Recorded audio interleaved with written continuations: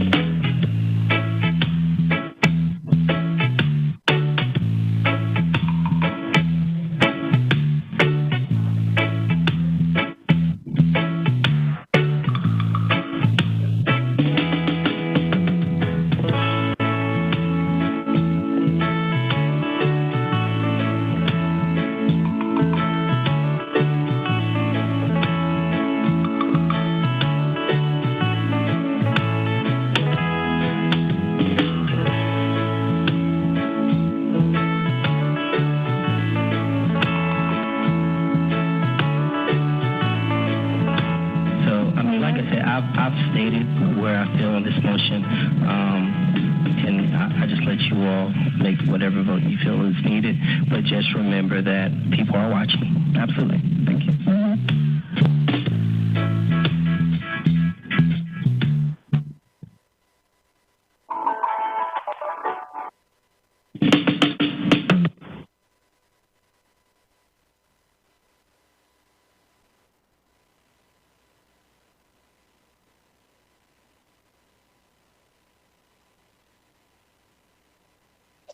Mayor, you were muted the whole time. I told you I am emulating Gail. What can I say? Next, we have Mary Alice Collins. Hello, my name is Mary Alice Collins. I just wanted to thank you guys for allowing me the opportunity to speak. I had initially wanted to do a presentation. My devices didn't cooperate with me, so I'm stuck on my cell phone, but I do appreciate it. I wanted to talk tonight about Dorothea Dix Park. I really love it out there. I spent the last week of September, every day that week, photographing the property. We went and visited the disc golf course, which kind of drew me out there.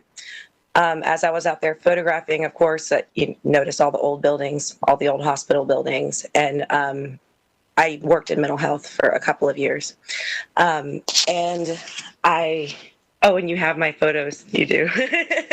I just saw that, I'm sorry. So these are photos of the Sproul building. This building in particular, having worked in mental health for 2 years, I had a really soft spot for this property in general, and all the buildings that were on it. This building in particular, the Sproul building, drew my attention the most. being that when this hospital opened in 1856, all of it started with her initial tour of the state back in, I believe it was 1848. And it all started in state jails. She went through the state jails of North Carolina and found the mentally ill stuck there, and it inspired her to open this hospital, to have a place for them to go. Initially created the first step in psychiatric care in North Carolina. So to me, this building was very symbolic, and I spent 7 days straight just photographing it the best I could. Even looking through the doors down the hallways, the way it's preserved as the hospital still in so many ways. What I wanted to talk about tonight was the possibility of at least beginning to consider turning this building into a psychiatric history museum of some kind. I know there are a lot of steps to this. It would take a lot of conversation beyond just a nice idea. All of things that I would be very much willing to be involved in and volunteer my time for these things. But this building in particular, I think, has a special sentimental value for that purpose, to be some sort of museum, being that it was the building that housed the criminally insane. To me, there is nothing more appropriate than creating, not just for the Sproul building, but a museum for the entire hospital and the history of how mental health began in North Carolina.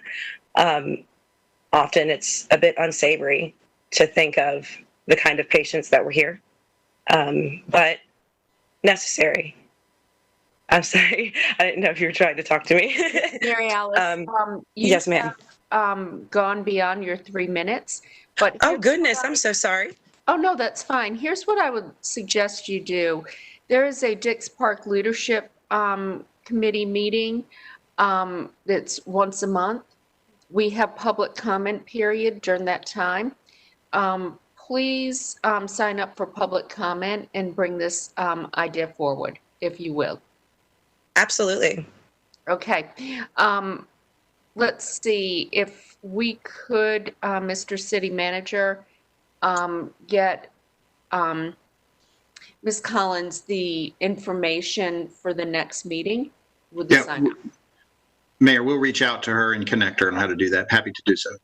Okay, thank you. Next we have Calla Wright. Ms. Wright? Ma'am, thank you. I'm Calla Wright, and I'm here to discuss the historic Black neighborhoods in Raleigh, its historic link to the Jim Crow slave era, and its harmful impact that is still being felt by many Black citizens of Raleigh today. This southern city, also known as a great place to live, was deeply rooted in the Jim Crow laws that enforced discrimination, segregation, lynching, false imprisonment of many Black people. Many of these neighborhoods' discrimination rules are hidden barriers that are still being practiced today. It is clear that downtown Raleigh, Southwest Raleigh, Overland, and many other areas in our great city were once owned landowners by Black citizens, entrepreneurs, businessmen, and housing was made available to everyone.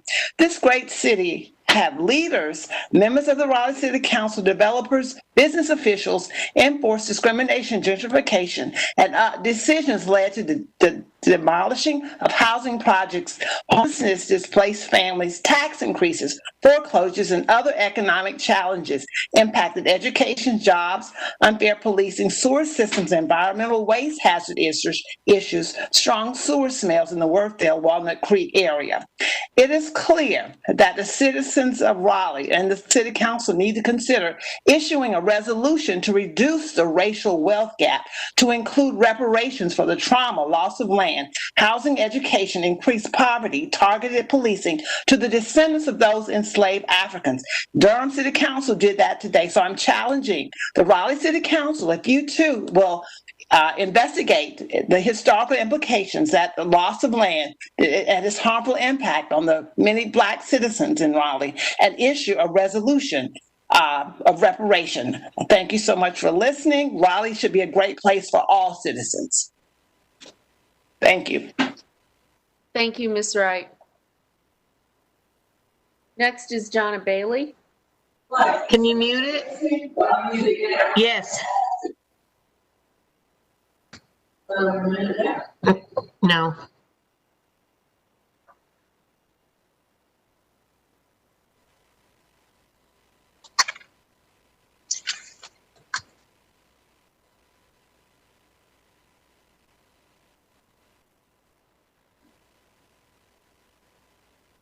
Donna Bailey, it's time for you to talk.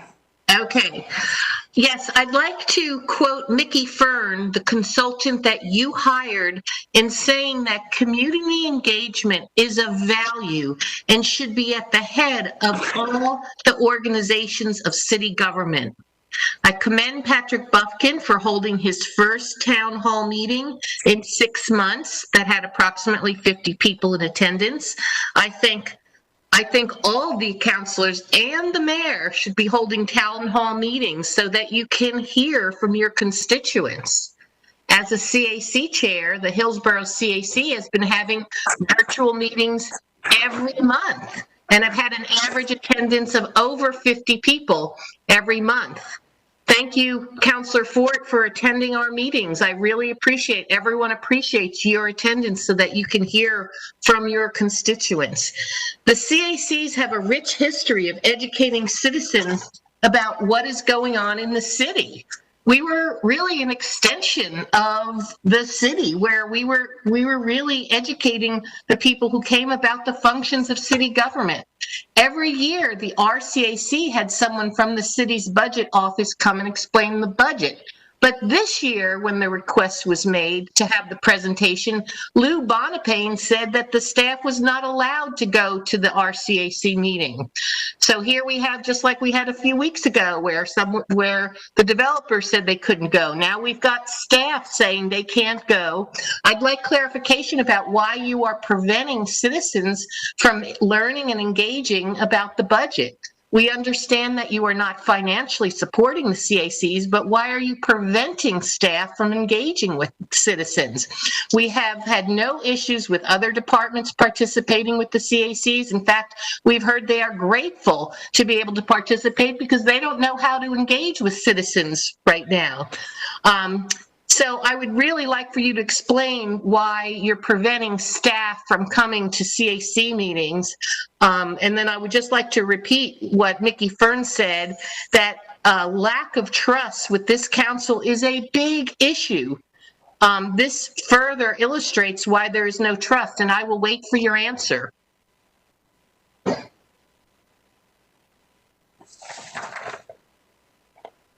Mr. City Manager, could you respond to that?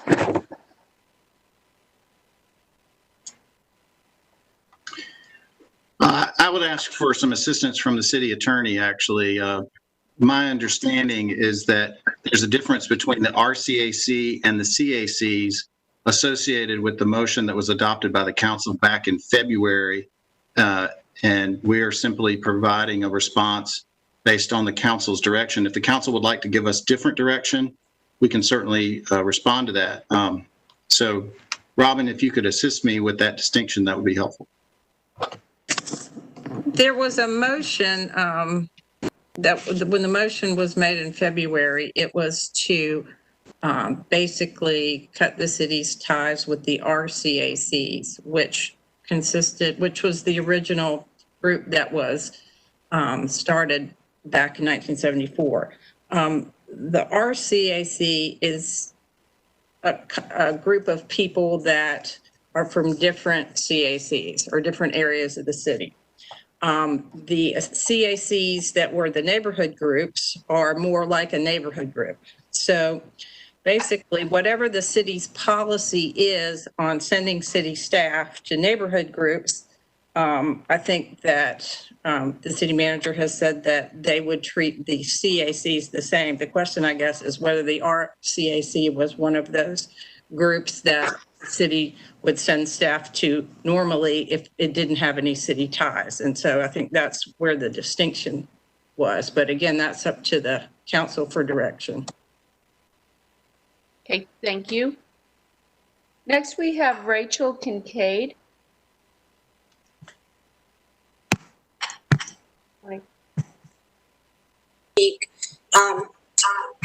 Yeah, thank you so much. This is Rachel Kincaid. I live in the Glenwood Brooklyn neighborhood. Can you all hear me okay?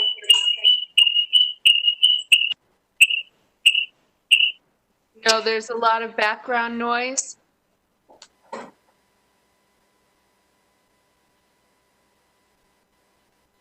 Yeah, she's in here twice. Let me get rid of one that I think will help that.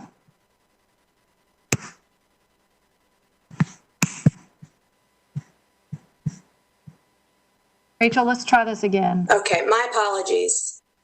Hopefully you can hear me better. Hopefully you can hear me. Yes, we can. Hi. My apologies. Can you hear Could me? we have all speakers state their name and address for the record, please? Can you hear me? Yes, Hello? we can hear you. Can you please state your name Can and you hear address me? for the record? She may not be able to hear us now. She was connected twice. Rachel? Mayor, I'm in email communication with her. I can just try to get her connected back by phone. Hello, can you hear me? Okay, that would be great, Beth, if you could do that. Hello. Thank Yeah. you. Yeah, let's move on to the next and I'll reach out to her. Okay, Sean Politz is next. I do not see Sean on the call. Okay, Richard Johnson.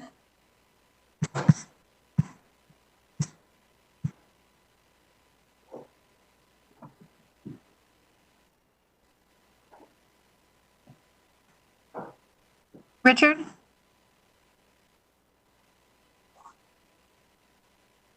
Richard? Yes, Beth. There we are. Your time. Okay. Richard Johnson, 3225 Oak Grove Circle. During your late August meeting, at-large counselor Nicole Stewart called herself and David Knight professional environmentalists. I thought she was being sarcastic, but then I realized she was serious. Like Donald Trump, who she campaigns, governs, and votes like, she must be using alternative facts. Tonight I was planning to mention previous issues where these environmentalists dropped the ball. Issues like the RDU quarry, reappointments to the RDU Airport Authority, Shelley Lake, advocating for density everywhere without taking into consideration any negative impacts from not following the comp plan that outlines the best places for density. But this afternoon, with David Knight's leadership in the destruction of Azalea Falls, you really outdid yourselves. And Councilor Knight should be ashamed of how he mischaracterized the letter from the Umstead Coalition. He made it sound like they supported the rezoning. Yet the very first thing the Umstead Coalition recommended in their letter was a special study per the 2030 comp plan. But we're not going to get a special study. So the jury is out as to whether clear-cutting and mass grading the hillside overlooking Azalea Falls can be done and still preserve the state-designated natural heritage area. Council has offered no expert environmental data or assurances, so we'll have to wait until the bulldozers and the heavy rains came. But the jury is not out about this being a terrible location for density. All of the data says this location will always be car-dependent, miles away from transit and walkable destinations. All data says that when you put density in car-dependent locations like this, you create long-term negative impacts to our environment and our quality of life. Many of you ran on promises of more equitable and environmentally sustainable growth driven by solid data. But over and over again, your actions speak more loudly. In the real world of profit-driven development politics, your votes promote density anywhere and everywhere developers ask for it, regardless of the threats of more air pollution, more toxic parking lot runoff, more road congestion, or more expensive and self-perpetuating road construction. Of course, this is nice for Barnhill Contracting, Hanson Aggregate, Wakestone, and the builders that support and bankroll your campaigns. Setting aside the risk you were taking with Azalea Falls, car-dependent upzoning like this one makes our city worse, not better. If the city would follow its comp plan and develop increased residential density in the urban core, on transit lines, and in city-defined walkable growth centers, Raleigh would be able to meet its housing needs without adding new sprawl and more automobile dependency. And in this specific location, you would at the same time protect this local ecological wonder. And it brings me no joy to say again, shame on you for being on the wrong side.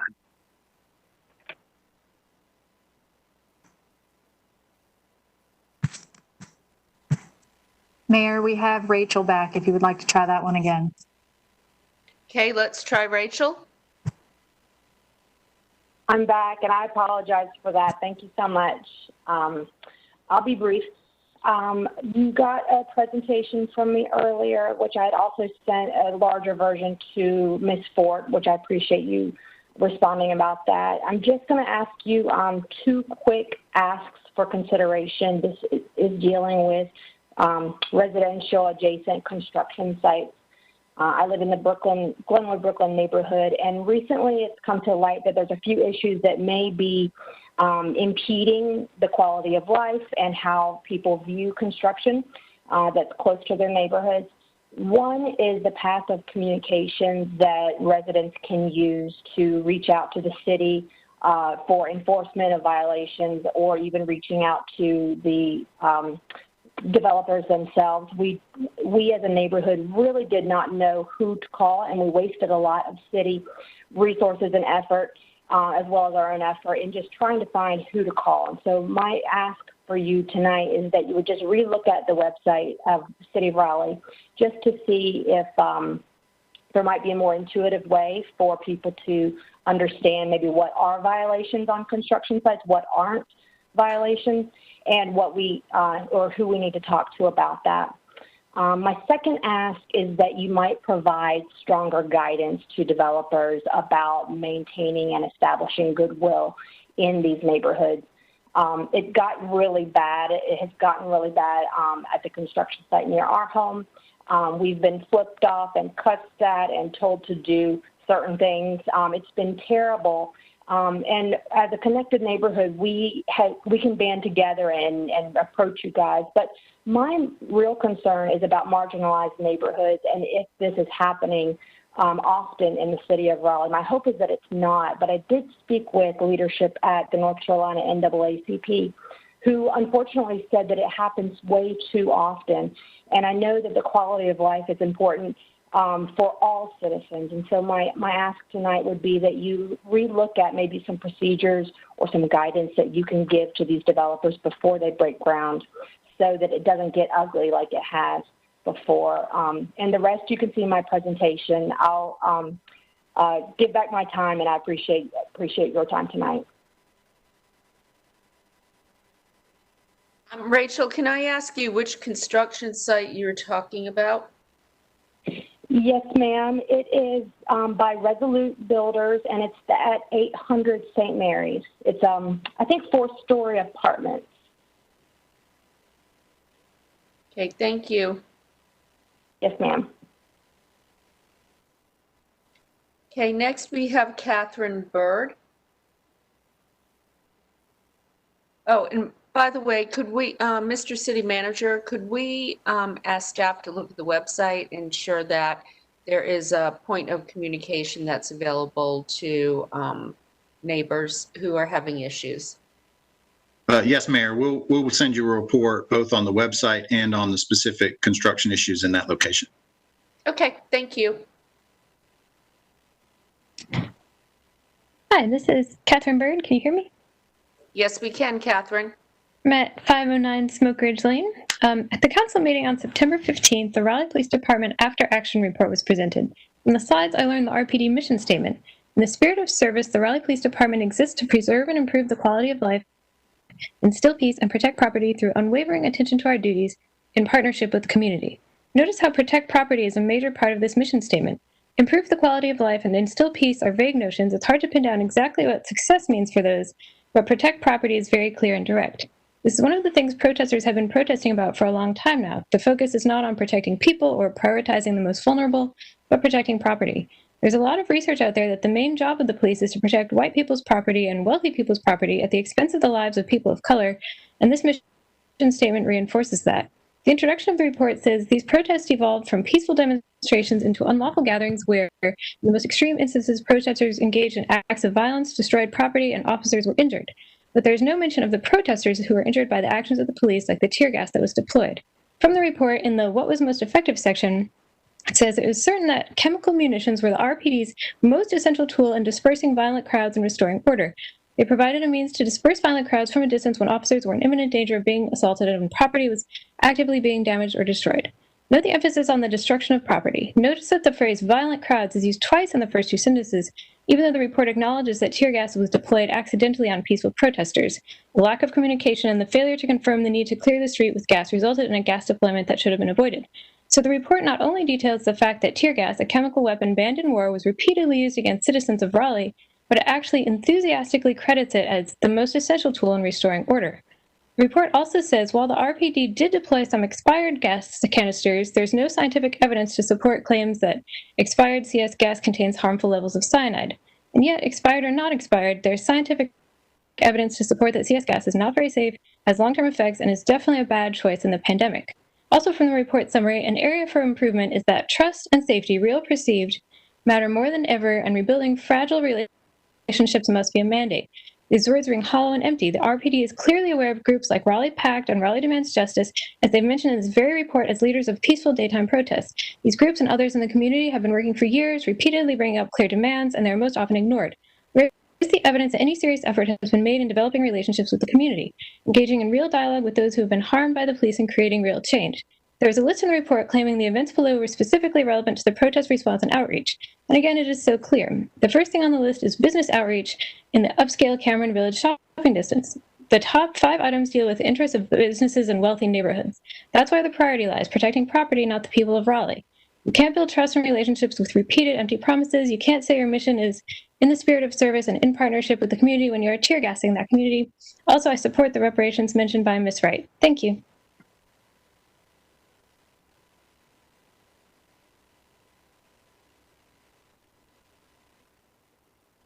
Mayor, you're muted.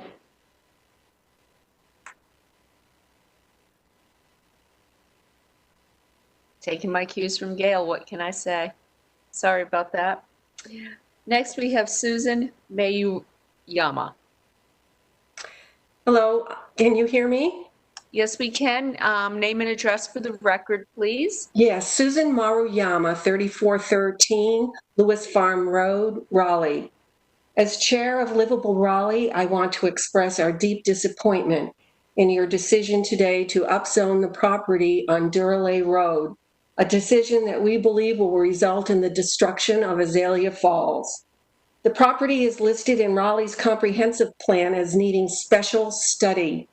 You rezoned it without a special study because, well, I don't know. I guess you didn't want to know what a special study would tell you. Unfortunately, you have sealed the fate of Azalea Falls. But for people watching who have never seen Azalea Falls, we've made a short video of what it looks like.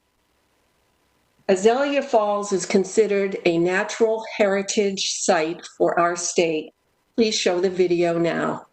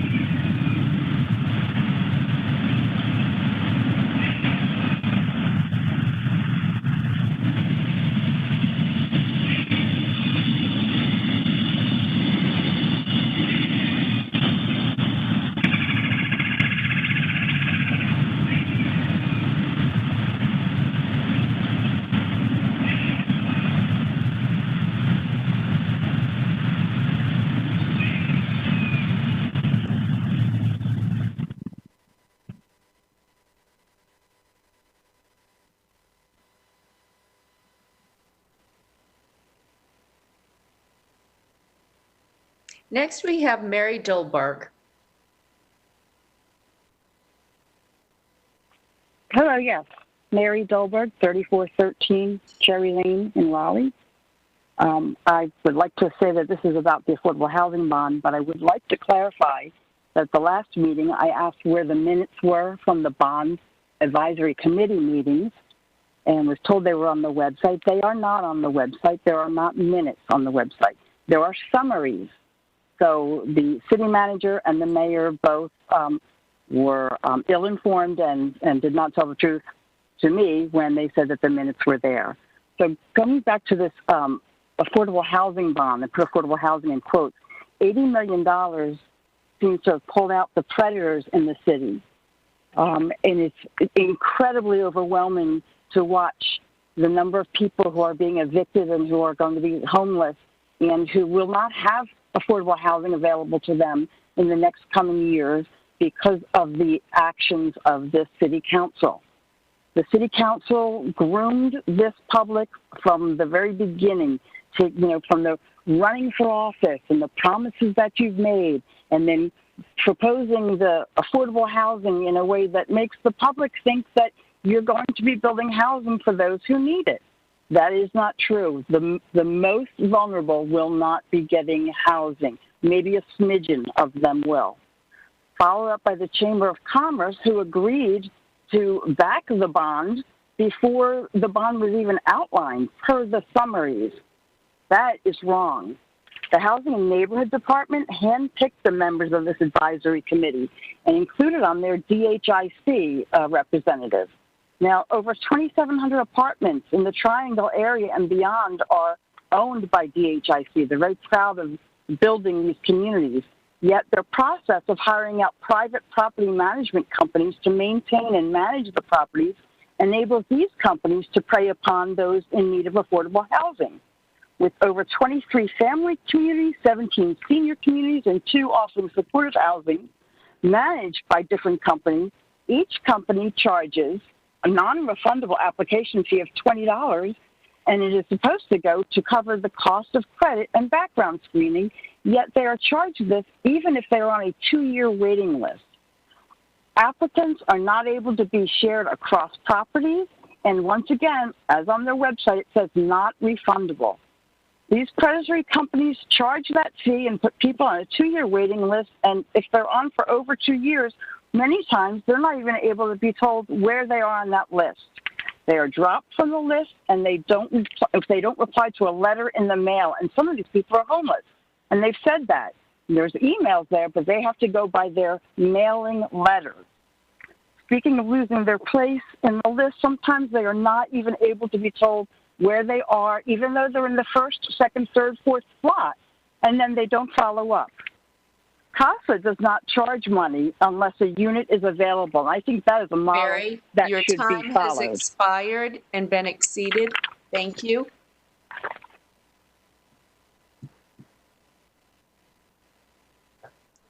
Okay, that is the end of public comment.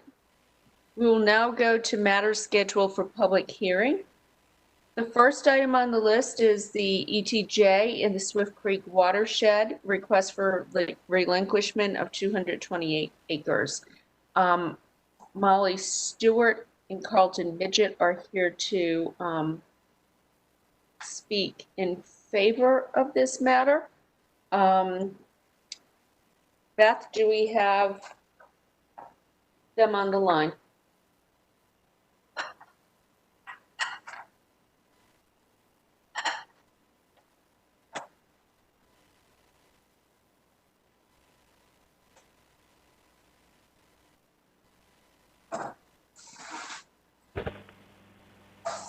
Mayor, is staff presenting first, or do you want to start with? Staff first, but I just wanted to make sure we had them on the line.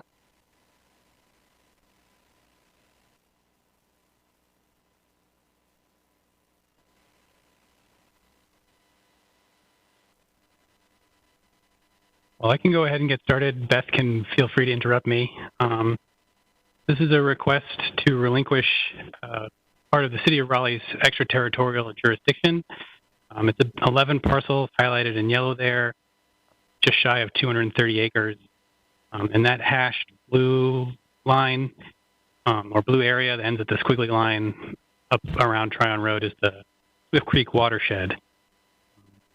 So this site is within the Swift Creek Land Management Plan, so roughly in that oval, black oval. So earlier this afternoon, you approved an amendment to city policy in Swift Creek. Basically, is avoiding if the approval of this request with being inconsistent from policy. So what you approved this afternoon does not compel you to also approve this, but does give you the option to consider to approve it by adjusting the policy first. So it is in the land management plan, in the rural designation for the most part, which is roughly corresponds to a recommended R1 density. There was some question when the last time this was discussed for scheduling the hearing about what the differences between the development between the city of Raleigh and Wake County are. So by relinquishing ETJ,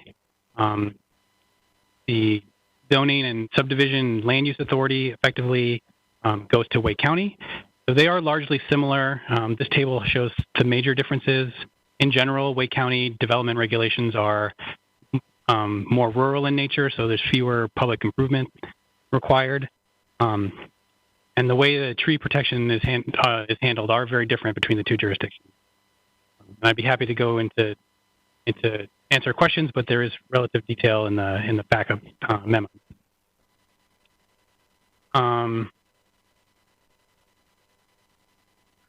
Just one or two more slides, Michelle. That's fine. The process for an ETJ relinquishment. So the city holds a public hearing, which is happening now. Should you approve, the county then has 60 days under state law to apply its own zoning to the properties. So it's effectively a two-step process: city approval and then county action. There is a potential third step should the county think an amendment to the Swift Creek plan is warranted, which we don't think will happen, but if they decide otherwise, then that would come back to you for action and all the other participants, the jurisdictions in the land management. So with discussion from the county to coordinate timing based on their caseload and their upcoming schedule and their elections and their how that will affect their Board of Commissioners and so forth. Staff is recommending that should you approve this evening that the ordinance to relinquish the jurisdiction be effective December 1st. So the county is targeting the 2nd and the 4th for their planning board and Board of Commission action. So that would just give them the full 60 days to use under state law to apply their own zoning. And I'd be happy to answer any questions.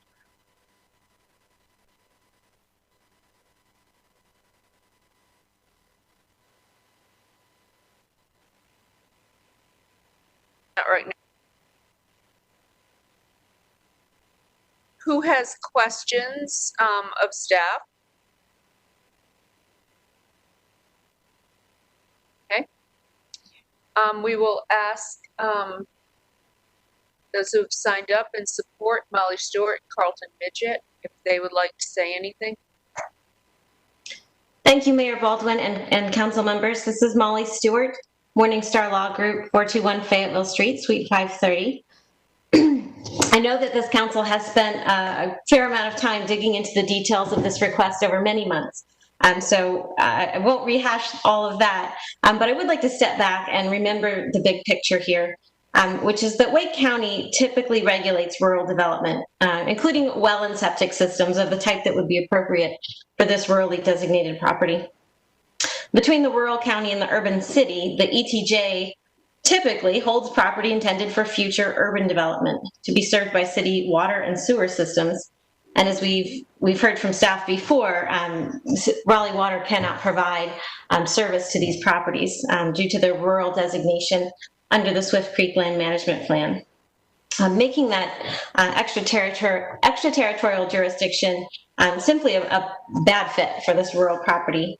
So our request is a simple one, to relinquish the city's extraterritorial jurisdiction so that the property can be governed under the more fitting Wake County jurisdiction, while continuing to be regulated exactly as it is today under the Swift Creek Land Management Plan, with all the environmental protections that that entails.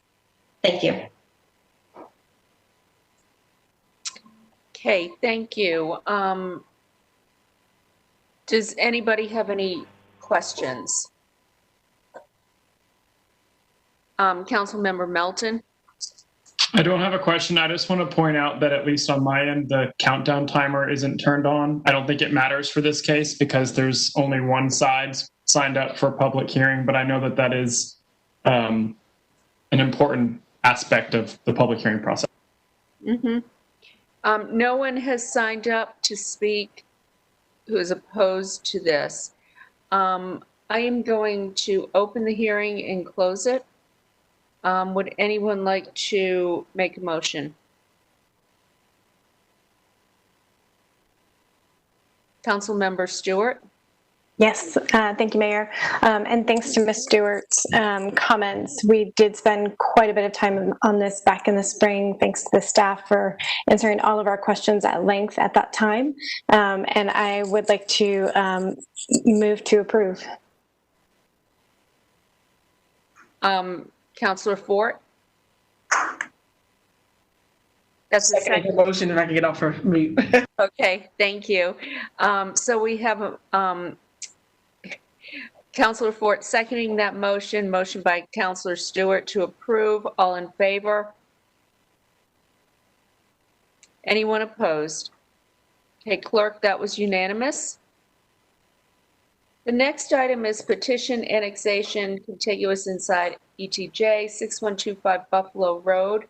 My understanding is there, the applicant is asking for a delay. If we could have Christopher Golden from City Planning just speak to this. Yes, thank you, Mayor. Thank you, Council. This is for the annexation of 6125 Buffalo Road. It is my understanding that the petitioner would like to delay that public hearing to a later date, and they are available to speak for that. There is an associated zoning case with this annexation, so that zoning case is not contingent on approval of this annexation. And I can answer any questions. Thank you. Could we just hear from the applicant, please? Good evening, Mayor, members of the council. I'm Jamie Schwadler with Parker Poe at 301 Fayetteville Street. We represent the applicant in this annexation, and there is a companion zoning case, and that is at Planning Commission right now, taking a little bit longer to get to you. And so we would just respectfully request that the annexation be delayed until the rezoning can catch up, and had suggested the date of the first hearing in March, just to give sufficient time. We're happy to have it delayed a shorter time and come back, but wanted to try to be efficient for the council. Is everybody okay with that delay? Councilor Cox? I'm okay with the delay, but I do believe we have someone to speak to this to me. Oh, Matt Hicks. Mayor, Matt does not seem to be on the line. Okay. All right. Well, are we okay then with the delay until the first meeting in March? Okay. Do we need a formal vote on that, City Attorney? Yes. Okay. Who would like to make the motion? Councilor Cox has made the motion. Do I have a second? Mayor Pro Tem Branch. Okay, all in favor? Anyone opposed? Okay, we will hear this case then the first meeting in March. The third item is street closing, STC 519 Westgate Road right-of-way. No one is opposed or signed up to speak against this. And we have Philip Presley representing the applicant. And let's see who from staff will be addressing this. Eric Lamb. It's Jason Myers with the Department of Transportation tonight. Got a couple of quick slides. If pulled up, we'll go through them extremely quickly. This This is a street closure for a former section of Westgate Road in northwest Raleigh in 2017. So this is the area with the new alignment shown. Excuse me. In 2017, the quarry owner realigned the road at NCDOT's approval, and that was funded 100% privately, no city or state participation. The new right-of-way was dedicated, consistent with the comprehensive plan, that was wider than what was formerly there, and that new right-of-way has now been platted. So Martin Marietta is seeking to abandon the former right-of-way of the old alignment of the street. And this is the new plat map. And I will remind council, I will not read this, but these are the conditions to articulate in the comprehensive plan, policy T2.7, for considering a right-of-way abandonment. And I can take any questions you might have.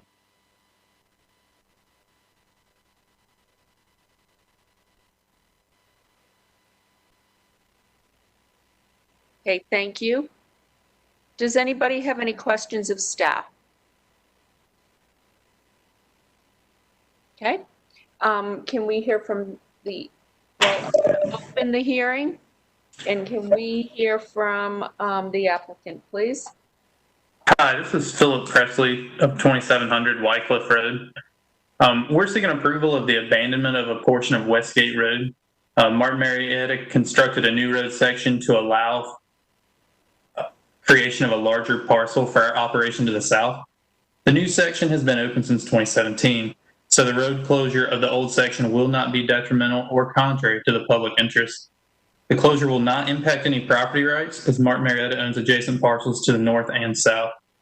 No individual or entity owning property in the vicinity of the street would be deprived of reasonable means of ingress and egress.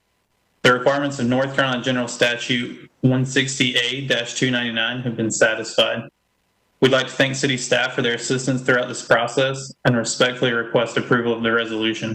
We're happy to work with the city if any questions remain.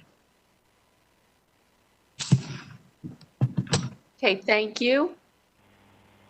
Anyone have any questions of the applicant? Okay, I am going to close the hearing then. Do we have a motion?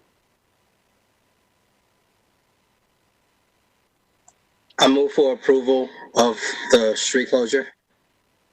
Do we have a second? Councilmember Stewart has seconded. All in favor, please raise your hands. Any opposed? No, clerk, that was unanimous. Thank you.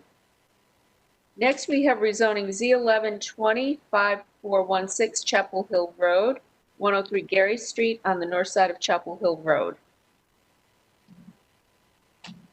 I have Evan Lord, who's in support. I have no one who has signed up to speak against this. Can we hear from staff? So this is a request to rezone just under an acre from R10 to neighborhood mixed use, 3 stories, parking limited. There are no conditions offered. It is consistent with the future land use map and the comprehensive plan, and Planning Commission did recommend approval.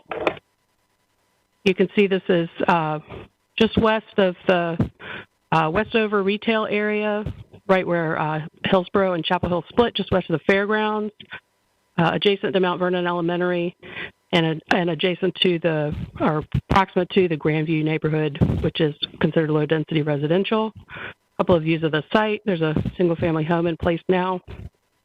So what's changing here, the residential entitlement would more than triple. And the change would also allow new office square footage and retail square footage that was not previously permitted. Again, consistent with the future land use map, consistent with the urban form map, consistent with the plan overall, a number of consistent policies, a couple of inconsistent policies related to buffering, high impact commercial uses, and also the arena plan about tying in some ideas about conditions in the Westover area. The Planning Commission recommends approval, and I'm happy to answer any questions that you might have.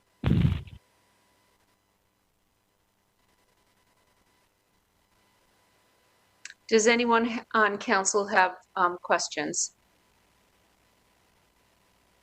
Okay, then I'm going to open the hearing. We'll ask Evan Lohr if he has any statements. Yes, hello, Madam Mayor and council members. It's nice to be here virtually with you tonight. I just have a couple brief things to say. I'm the applicant at 1122 Overland Road. I'm an attorney here in town. I represent Frida Paneros, who's the property owner of this property. As was pointed out by staff, this is consistent with urban form map, the future land use map, and the comprehensive plan, and is reasonable and in the public interest for a wide variety of reasons. As the Planning Commission found, it's compatible with the surrounding area, and then also allows something of a smaller parcel in a 9/10 of an acre parcel to be used in a way that's not residential, which is certainly not the highest and best use for a property that fronts on Chapel Hill Road right off of Hillsborough Street. And that's essentially all we have to say. If there's any questions and I can reserve my time to answer those, I'd be glad. And if that's okay with you, then that would be wonderful. But thank you. Okay, do we have any questions from the council? I'm sorry, I actually have one question, Madam Mayor, if I may. Yes. I see Gary Street and this may be more for staff, will they be required to connect Gary Street or not? Or does I'm going to defer to transportation. I'll defer to transportation staff. Jason Myers is going to come back to the podium.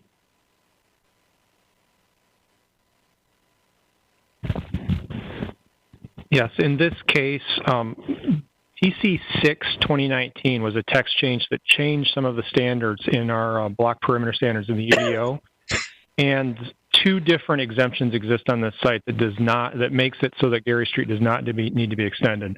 The first is that the site is below the minimum site area required for an NX district, and the other is that that extension of that street would consume more than 15% of the land of that lot.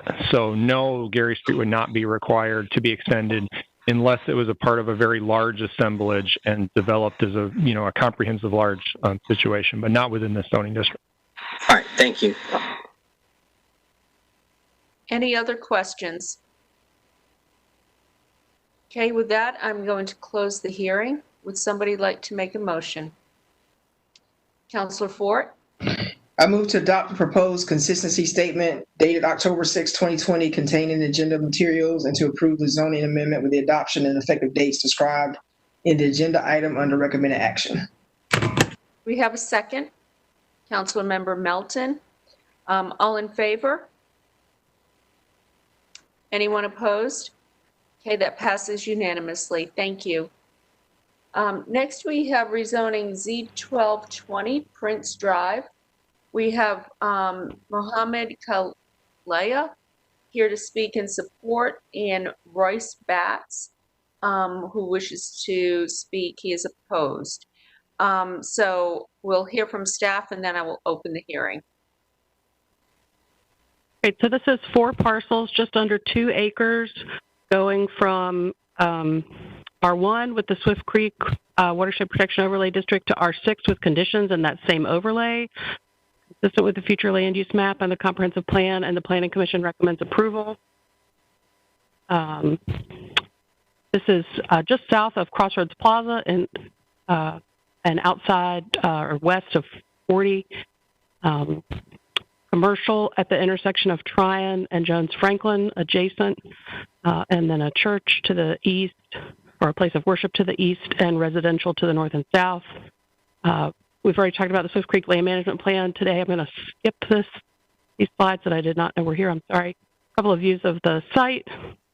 2 conditions provided, limiting the number of dwelling units to no more than 4, and specifying a front setback of at least 15 feet. Residential density increasing modestly here in terms of number of units, and the setbacks also changing just a little bit here.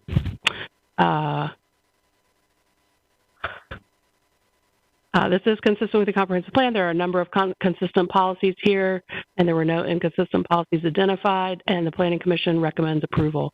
What questions can I answer for you?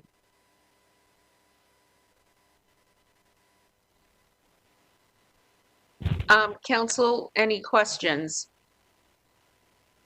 Okay, I'm going to open the hearing. First, we'll hear from Mohammed Kalea.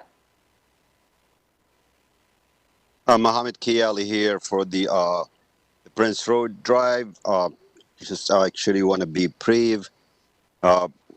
Like they mentioned, we added conditions actually to our rezoning application based on the neighborhood and planning commission meetings. You know, such as number of units and to be built on the property, and the setback as well as the staff mentioned. I think this is be satisfied. We for the neighborhood request on that meeting or previous meeting, and as they mentioned, it is consistent with the area as well. So we believe that's this project will contribute to the benefit and value of Raleigh housing demand, and it's make a good sense to support our case to move on to the next step. And I'll be here for any question if you guys have any.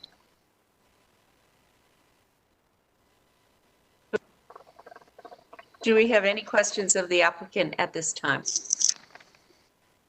Okay, next I will ask for Royce Bates. Royce is not on the call, Mayor. Okay. Then I will close the hearing.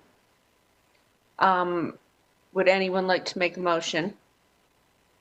Councilor Fort, we are in District D. You're going to have a busy night. I move to adopt the proposed consistency statement dated October 6, 2020, containing agenda materials, and to approve the zoning amendment with the adoption and effective dates described in the agenda item under recommended action. Do we have a second? Mayor Pro Tem Branch has seconded. All in favor? Anyone opposed? Okay, clerk, that passes unanimously. Thank you very much.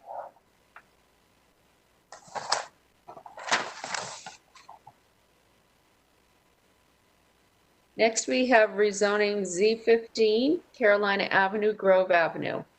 I have 4 people who have signed up to speak in support and 1 person opposed. Let me ask, Beth, do we have Maria D'Amelio on the line? Yes, Mayor, and we only have 1 person of the 4 on for the support. And that would be? Worth Mills. Worth Mills. Okay. Staff, could you review this for us, please? Of course. We've seen a number of rezoning cases in this area recently. This is 3 parcels totaling just under 2.5 acres, going from R10 with the special residential parking overlay district to R6 with the, going from R6 to R10. Overlay remains in place and conditions are added. The Planning Commission did vote to recommend approval, but it was a split vote. And I apologize, there were multiple versions of that vote represented in the agenda packet, and the correct vote is the 7-2 split vote. You can see this site is south of Western Boulevard, a nearby City Park property that is not yet developed. A couple of views of the site. The conditions here prohibit the apartment building type, require a 30-foot principal setback from the southern site boundary, require structures to have pitched roofs, limit impervious cover to 50% of the site, requires 20% of the net site area to be open space, and limits access to Barstow Drive. The change in entitlement here is increasing the residential entitlement, so you're seeing more units and really comparable setbacks with the exception of that sum of side setbacks reduces just a bit. It is consistent with the comprehensive plan overall, but inconsistent with future land use map. So approval here would result in a map amendment, a number of consistent policies, a handful of inconsistent policies, largely related to that future land use map inconsistency and just neighborhood context in general. So again, a change from low density residential of the future land use map to moderate density if the request is approved by you this evening. I'm happy to answer any questions you might have. Again, the Planning Commission does recommend approval. Okay, thank you. Do we have any questions for staff? I do have one. I noticed in the comments that there's a possibility of cottage courts here. Has that been brought up by the applicant? I don't know that they necessarily have brought that up, but just that is a development type available that would result in a little bit denser development. And we have brought forward similar stormwater information to this case as others in this area. And Wayne Miles is here if you have questions about that aspect of the case. Okay. Do we have questions of staff right now? Okay, I'm going to open up the hearing then. We will start with Worth Mills. Good evening, Mayor, members of council. This is Worth Mills with Longleaf Law Partners, 4509 Creedmoor Road, Suite 302, Raleigh, NC 27612. I'm joined by Dwayne Williams of Grove Developers and Kevin Varnell of Stocks Engineering should be on the line as well. Bynum, I believe we had a presentation with this. If you could help us bring that up on the screen. It's coming up. Thank you. Excellent. And so, as Bynum mentioned, this is a rezoning of 3 parcels totaling approximately 2.4 acres from R6 to R10 to allow for a 24-unit for-sale townhome development. Next slide, please. And so here we have the rezoning conditions. These conditions have come through dialogue with neighbors, planning staff, and the Planning Commission. We have prohibited the apartment building type. We have a 30% principal building setback from our adjacent property on Carolina Avenue and a 60-foot principal building setback from the adjacent property on Grove. In order to create a consistent development with other townhome projects in the area, we have included a minimum roof pitch in order to mitigate stormwater runoff, which has been a concern of the area at large. We have limited our maximum impervious surface coverage to 50%, and we have set aside a minimum 20% of the site as open space. And to mitigate traffic impacts, subject to site plan approval, all vehicular access to the 24 townhome lots would be accessed from Barstow Drive, which the developer would build out as part of the townhome construction. Next slide, please. This is a concept plan that has been months in the making from conversations with Mr. Williams that he's had with various city reviewers. It shows 24 townhomes that front along Carolina Avenue, Grove Avenue, and the to-be-built-out section of Barstow Drive. All of those units would be accessible via the 2 proposed driveway cuts on Barstow Drive, consistent with our zoning condition. With no driveway access on either Carolina or Grove Avenues, this both creates a visually appealing street and it mitigates safety concerns for pedestrians that would want to walk either of those 2 streets. I'll note that the townhome development would also add sidewalks to Carolina and Grove Avenues where none currently exist, which would add to the neighborhood's walkability. The development would include the build out of Barstow Drive, which as of today is only a platted street. The paving of Barstow Drive would increase connectivity within the neighborhood, which is a key city policy that we hear when we bring in developments. And it would provide an additional connection between the 2 streets other than Scarlet Maple Drive, which currently has development on both sides of that street. Lastly, I'll note that there is a stream that flows from Grove Avenue across our site and into the Simmons Creek branch. Now the UDO requires that a 50-foot undisturbed buffer on either side of that stream. And so you see in this concept plan that we have are showing that buffer on either side close to Grove Avenue where the stream is impacting more of our site. And then we have the northern edge of that buffer as it dips below to the adjacent property to our south along Carolina Avenue. Because the site is greater than 2 acres, we would be responsible for providing TCA. And this 50-foot stream buffer on both sides would be designated as primary tree conservation area, and that would be preserved as TCA per the UDO. In addition to the impervious surface and open space conditions, the townhome development will provide active stormwater controls that will maintain pre and post development runoff for the 5 and 10-year storms. The buffering, the zoning conditions, and these stormwater controls will mitigate stormwater impacts that we've heard so many neighbors have concerns about. And I'll just note, I know that the council heard Z820 last month, and I wanted to point out a few similarities and differences between those two projects. Like Z820, this site is downstream of 511 Carolina Avenue and those other properties which have reported yard flooding from heavy rain events. This site comprises only 1% of the drainage area and thus was not required to perform a downstream stormwater analysis. It's also approximately a half mile from the reported structural flooding at 824 Ravenwood Drive, which was last documented in 1997. Unlike Z820, this rezoning would facilitate for-sale townhomes rather than rental units. Grove Developers wants to bring long-term residents into this existing community. Next slide, please. And we'll do one more slide. And one more. Thank you. So this is the future land use map. As you can see, the future land use map identifies over half of the property as moderate density residential and the remainder as low density residential. Now, moderate density residential recommends density between 6 and 14 units per acre, as well as the townhome building type, while the low density residential recommends density up to 6 units per acre.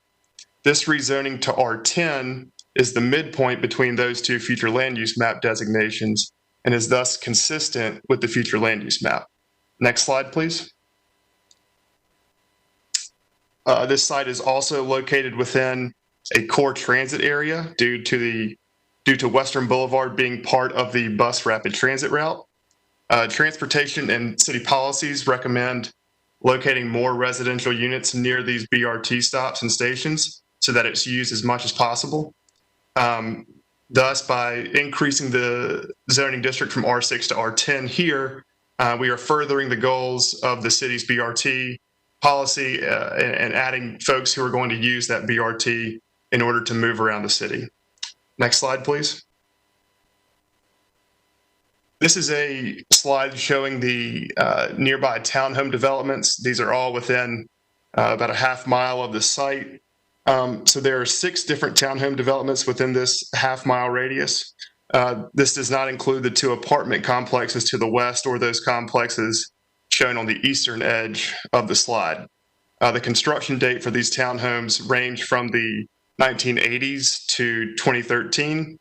And so the rezoning would be compatible with the surrounding area and provide a housing type that's been known to this neighborhood for 40 years. Next slide, please. These are some of the... I want to note that you have 38 seconds left. Yes, ma'am. And so these are... Reserve some of your time. Absolutely. And so just to conclude, the proposed rezoning... We'll go to the last slide, please, if you could. And just to conclude, the proposed rezoning would change these properties from R6 to R10 in a core transit area just south of Western Boulevard. The rezoning is consistent with the urban form map and would further the goals of the BRT. It's also consistent with the future land use map by aligning the 10 units per acre with the moderate density and low density residential designations. And through our rezoning conditions, we feel that we have mitigated stormwater impacts sufficiently and that this rezoning is reasonable and in the public interest. Thank you. You have run out of time. Thank you. Now speaking in opposition is Maria D'Amelio. Hi. I hope I'm off mute. I want to thank Ms. Forte for coming out to our neighborhood and meeting with us regarding some of the rezoning cases that are coming forward currently. One was Z820 that was continued for stormwater and traffic studies. That was right up the street from this current case. I'm writing to document the neighborhood's, or I'm speaking to document the neighborhood's opposition. My house is on one of the streets that will be affected by the increased traffic should the rezoning be approved. I've made the planning commissioners aware that I have a severely autistic son. His autism causes him to have severe self-injury, such as punching himself in the head or the leg, opening the car door while it's in motion, and these behaviors come out of nowhere without warning. I'm extremely frightened of the increased risk to his and my well-being that will be associated with all the increased traffic that will come to our street should the rezoning be approved. My family's not the only special needs family that resides on this route. 2 doors down, I have a developmentally delayed gentleman that walks along Linville Drive and Grove Avenue to get his groceries at the Harris Teeter every day. There's also a subsidized apartment building on Powell Drive, also on the affected route, that has physically and mentally handicapped individuals that stand on Powell Drive to wait for the transportation vans. There's also a group home located on Carolina Avenue down the street from the proposed rezoning. I know the Planning Commission had an equity training. I don't know if you guys had the same training also, but I'm hoping that you can draw on what you learned in that you can vote against this rezoning and in favor of safety for an extremely marginalized group of individuals. Most handicapped individuals, especially those in subsidized housing, don't have a disposable income to be able to relocate, even though their safety has been put in jeopardy due to increased traffic. As I've given more thought to the rezoning and its impact on our neighborhood, I've realized that the rezoning is going to lead to a regentrification of our neighborhood, pushing out the marginalized population. And we have had tear downs. As it's zoned R6, our neighborhood is already undergoing tear downs of low-income housing to put up $400,000 single-family homes. I believe Mr. Williams had led us to believe in the neighborhood meeting that these are going to be $500,000 townhomes that he's putting up. We have access to every bus route on the Western Boulevard. The BRT is bringing nothing to us that we don't already enjoy. That is why we have low-income housing. We have low-income individuals, disabled individuals, group homes that live in our neighborhood because they have access to this transportation. What you are going to do by rezoning to R10 in our neighborhood is push these people out of their homes. While I don't like, we have a handful of Section 8 houses. While I don't like what these houses look like, I do care about the children that live there. And they live in a relatively safe neighborhood where there are plenty of neighbors that care and support and give them the needed support that they need to be successful. They are in a relatively safe neighborhood. You're going to push these children out of their homes by rezoning to R10 because you're making the property too valuable. And I don't know that I even have anything else I can say because I'm not sure if you guys are even listening. I've heard what was said in the beginning, and I don't know that the higher density that you're pushing does not mean it's affordable housing. The high density that's coming is $500,000 houses. It's not working for the community. And the neighborhood of Avent West does not support it. I have gotten numerous emails and Facebook posts when I post about this issue supporting me and for the thoughtfulness of wanting to keep these people in our neighborhood. I don't want $500,000 townhomes in my house, in my neighborhood that are housing NC State students. I'd rather have the Section 8 children that I can at least feel like I'm helping the community. Thank you. Hopefully I do. Thank you. I am going to close the hearing. Does council have any other questions of staff? Okay, do we have a motion? Councilor Fort? Mayor, I make a motion, but I want to say quickly, I did have opportunity to meet with the folks in the community, also talk to the developer. And this project is a little bit different because the developer did put some additional features in to address the stormwater issues. And it has, it expressed to me that it would be units for sale, would not be student housing. So hopefully that would mitigate some of the traffic concerns by the neighbors. And additionally, with Councilwoman Stewart's motion to deal with stormwater issues a little bit more comprehensively throughout the city. I would still want to work with the residents in that area to figure out some of the additional ongoing stormwater concerns. With all of that being said, I move to adopt the proposed consistency statement dated October 6, 2020, containing the agenda materials, and to approve the zoning amendment with the adoption and effective dates described in the agenda item under recommended action. This approval is also deemed an amendment to the future land use map to the extent described in the adopted consistency statement. Do we have a second? Mayor Pro Tem Branch has seconded that. All in favor? Anyone opposed? Okay. I had a question, actually. Okay. I was wondering, the vote at the Planning Commission, was that a split vote on this? Yes, it was a split vote. It was, okay. So just to be clear, I'm voting no on this rezoning. Okay, thank you. All right, so that passes 7-1. Clerk. Okay, thank you. Next we have rezoning Z2520, 3421 Olympia Drive. We have David Brown speaking in support, and no one is opposed. Can we hear from staff, please? This is just under 5 acres. The base district frontage and overlay stay the same. The height and the conditions are changing. So that partial Swift Creek Watershed Protection Overlay District remains in place. The frontage does change from park limited to urban limited, and they are looking for an increase in height. Planning Commission recommends approval unanimously. This is on the west side of Wilmington Street, just north of Tryon Road. You can see this is a little bit odd geometry of a parcel currently adjacent to commercial zoning, industrial mixed-use zoning, and the Renaissance Park PD. So here's an aerial view of that same area and a couple of views of the site as it is currently developed.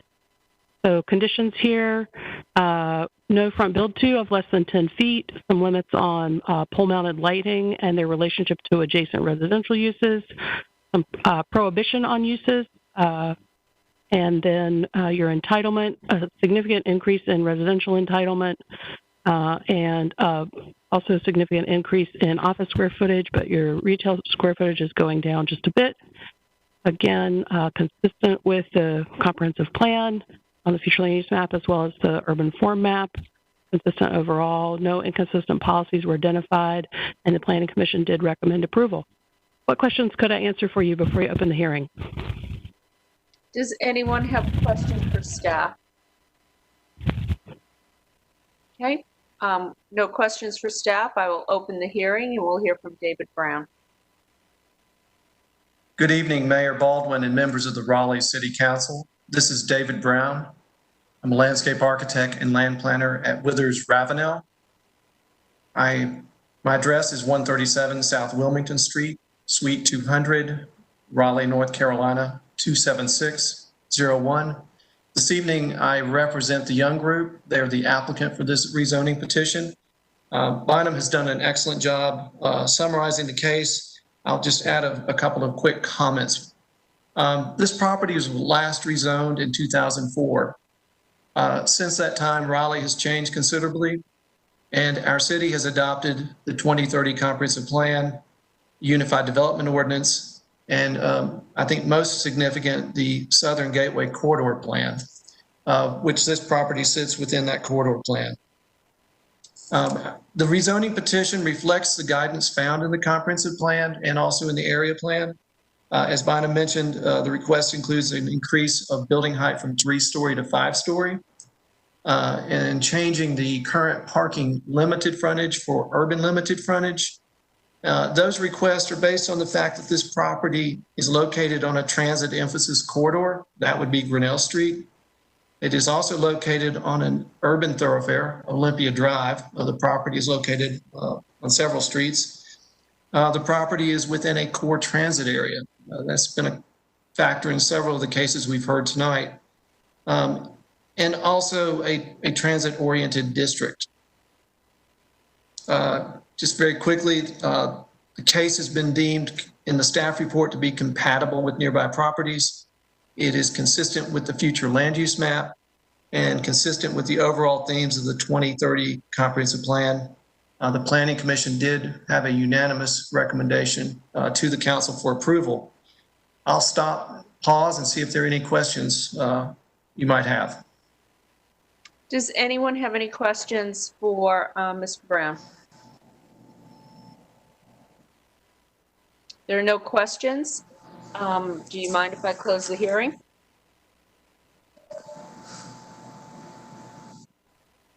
David? Oh, I'm fine. Thank you. Yes. Please. Okay. I'm going to close the hearing. Any questions from staff?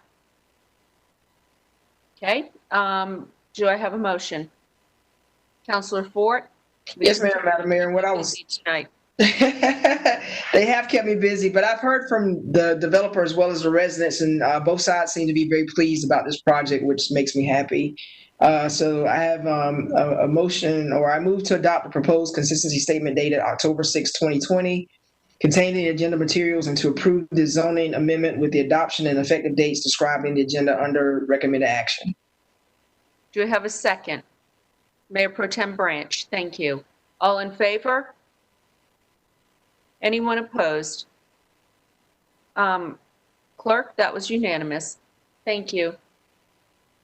All right, next we have TC 620, Neighborhood Transition.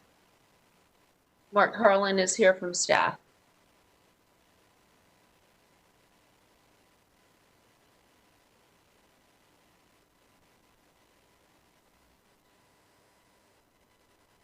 Good evening.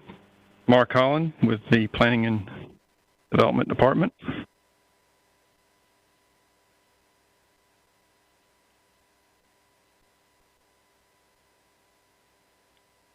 TC 6-20 is a text change to the neighborhood transition requirements and changes to the senior housing regulations. This text change will remove the neighborhood transition requirement for single-family 2-unit duplexes and cottage court uses within the detached house, attached house, or townhouse building types when the existing or proposed building will have a height of 50 feet or less. It will also remove the requirement for the Zone B and Zone C transitions for detached houses, attached houses, townhouse, or apartment building types, and all mixed-use districts. Again, with that proposed or existing building height of 50 feet or less. The proposed use should also be permitted within the RX district, and it should adhere to any applicable use standards of the RX and the underlying zoning district. Just to give you an idea of what we're talking about here, it is Zone C and Zone B, as you see in the center of this graphic. This is directly from our UDO, so those two zones will not be required within this transition.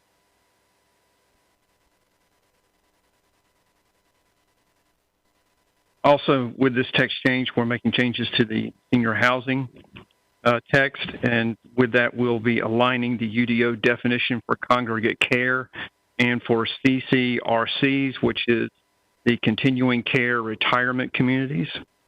We'll be aligning those with the Housing for Older Persons exemptions of the Fair Housing Act, which will remove the age requirement from our UDO. This text change will also remove the minimum minimum site size and transitional protective yard requirements for those CCRCs. As proposed, the underlying zoning district standards will dictate the density limitation. The Planning Commission recommended approval of this text change by a unanimous vote. Staff is available for any questions you may have. Okay. Do we have any questions of staff? Councilor Cox? I was curious to know why these two items were lumped together into one text change. Is there a dependency between No, it was really more a matter of getting these in. This seemed like a logical place of the text changes that we had in our docket. This seemed to be the most logical one to place this in. And there was also a timing issue. I think we wanted to get this in as quickly as possible. Okay. Okay, any other questions? Mayor Pro Tem Branch? Just so I'm clear in the community as well. Anything in the transition area that's going to be built 50 feet or less, we're basically removing the buffer that's currently required from that. We're reducing that buffer margin. That is correct. Okay, I'm good. Any other questions? Okay, we have one person signed up to speak. That is Joe Whitehouse in support. I am going to open the hearing and ask if we can bring on Mr. Whitehouse. Good evening, Mayor Baldwin and City Council members. Good evening. I'm Joe Whitehouse of 6109 Iris Drive, Raleigh, North Carolina, 27612. I want to thank you for taking up TC 620 and the proposed senior housing text changes. I have previously written to each of you about these positive changes being proposed, and so I'll just be brief. I did work with the city attorney staff to clean up the definitions of age to be consistent with both the federal and state requirements, as this change would help alleviate confusion from what is allowed today by such standards. The second change would be to delete the minimum lot size and to allow the density to be in accordance with the underlying zoning district. There are some really creative ideas coming along today, and as a community, we are terribly underserving the senior community with housing options. We should encourage and help to promote more senior housing in our community, and this change may help with allowing additional housing opportunities we do not offer today. And lastly is the deletion of the type B1 transitional protective yard. This type of transitional protective yard is only required for heavy industrial, manufactured housing, and public and institutional use. I can say that senior housing does not have this sort of impact on the residential neighborhood, and no other multifamily housing type use in the UDO requires such a transitional protective yard. This requirement penalizes the development of senior housing above any other type of housing in Raleigh. It really needs to be deleted. I respectfully request for your support of TC 620, and I'd be happy to answer any questions you may have. Do we have any questions of Mr. Whitehouse? Councilmember Cox? Yeah, I'd like to understand, we're talking about eliminating these neighborhood transitions, and you talk about it being applicable to senior housing, which of course it is. But isn't it also applicable to other housing types? Is that a question for staff? More appropriate for staff? Well, anyone that wants to answer it. Mark? Yes, it is applicable to other housing types.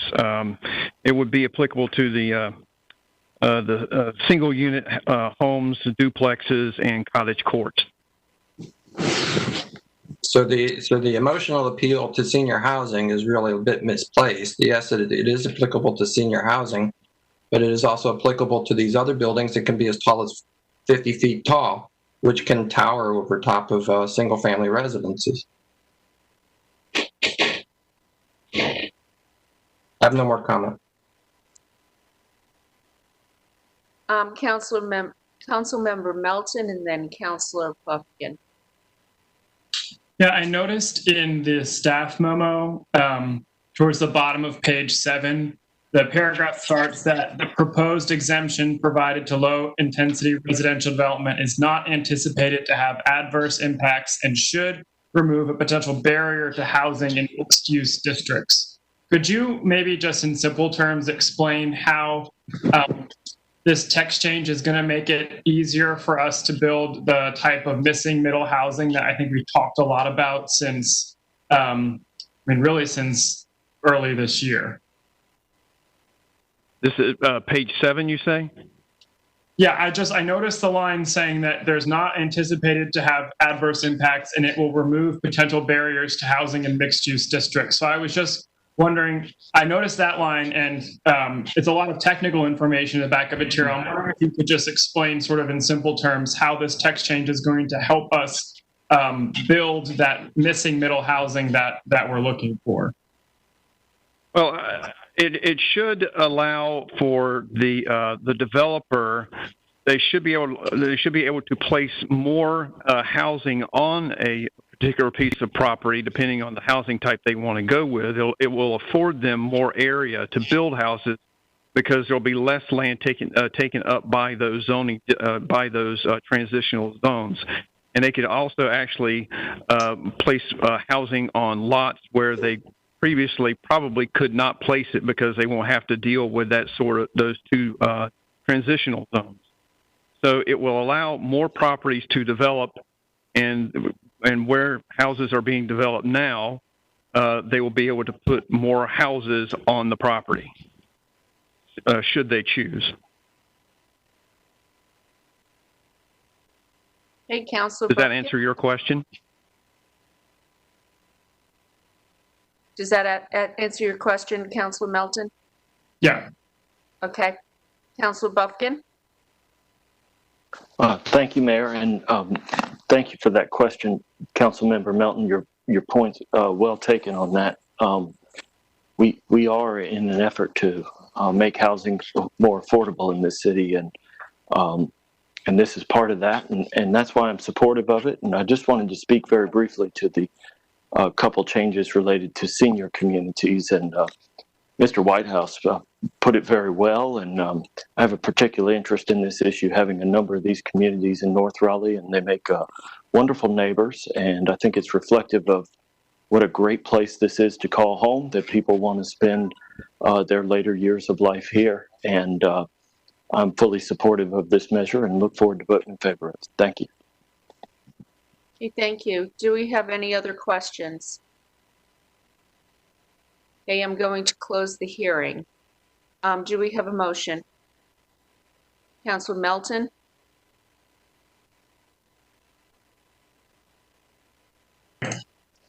I move to adopt the proposed consistency statement dated October 6, 2020, contained in the agenda materials, and to recommend approval of the zoning text amendment with the adoption and effective dates described in the agenda item under recommended action. Second by Councilor Stewart. All right, all in favor, please raise your hand. Okay, opposed? Councilor Cox is opposed, so that's a 7-1 vote, clerk. Okay. That is the last item on our agenda tonight. Congratulations, everyone. We're not here past midnight. Thank you. I want to thank everybody for their participation this evening, thank the staff for their hard work, and we will reconnect on Tuesday of next week for our work session. Okay, thank you very much, everyone. Good night.